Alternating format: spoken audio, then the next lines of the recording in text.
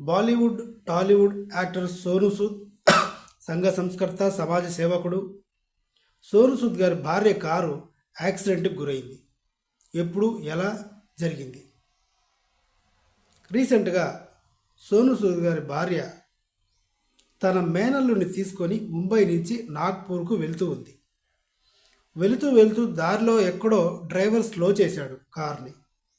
ఈ సడన్గా స్లో చేసినందుకో లేకపోతే వెనకాల వస్తున్న వెహికల్ లారీ స్పీడ్ ఎక్కువగా ఉండడం వల్ల అది హైవే కాబట్టి చాలా స్ట్రాంగ్గానే గుద్దింది.